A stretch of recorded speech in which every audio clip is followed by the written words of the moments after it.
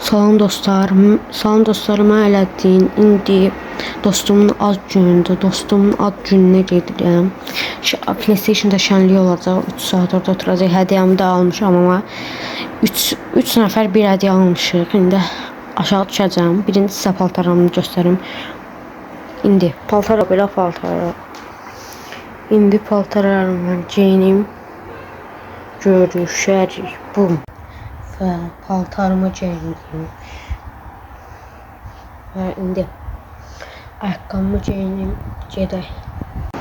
Dostlar, indi davam edək, liftə basaq. Lift indi gəlsin, gedək. Dostlar, lift gəldi, tamam. Davay, indi birə basıq. Davay. Sonmadı. Dostlar, devam edirik, indi gedək. Davay, danış Murat. Salam aleyküm. İndi bugün gelmişik kardeşimizin günü. Çok sağ ol. Ne tarafız? Kamil oldu. Kamil oldu. Allah korusun. Oy, çimçan. Bu Ələddin meymunumuz. Ələddin qaşları diye elədi. Yeni kişi.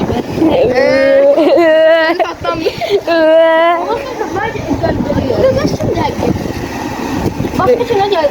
Salam aleyküm. Deməli bugün hava küləklidir və mən takip edirəm. Yunus abi, ne demek istiyorsunuz kameraya karşı? Hiç ne demek istemiyorum. Kameramanımız da bizde əziyyət çəkir. Halal olsun. Maaşını almıyor. Askeri hani. Sen ne demek istiyorsun? Sen de bak. Yok öyle mi olur? Telefon işləyir. Hardan mısın? Temo'dan. Yok Murat. Temo'dan aldığımız şeyin linki aşağıya koyuram. 550 dolardır. Getdim ben. Zirt evden tapmışam Murat'ta. Evdə nə tapmız elə bir şey? Nə deyir? Anam kazanmıştı Murat. Neyse videonu dayandırın. Deməli, Yunus'a hədiyyə eləyəcək. Susun. Gəlsin. Eləyirik. Davay. Acımaqla soxuruq yaxşı. Sən də oxu da bir şeylər baxın. Mən onu çəkmə bax. Oxuma gerek yok. Ona düşmür. Ben buraya editdə koyarım mahnı. Qarı səni. Editorumuz zor deyil. Sən nədir deyə də Qalatasarayda? Ben Cimbom Galatasaray. Galatasaray, Avropanın Fatih'i. Yunus qaqaşımız. Qalatasarayda 4 dənə daha var. Elcan qaqaşımız geldi. La la la la. Az günün mübarek. Her yaşa sevincine gedem al. Yüreği seninledir doğmaların, dostların, yakınların, sevenlerin. Tebrik eyleyim seni. Hə? Nə qəşəng. Əvvələ sənə Var idi hə. ha, Bu sadəcə daha yaxşısıydı. yaxşıydı. Fenerbahçe isteşanı. Demədik yox.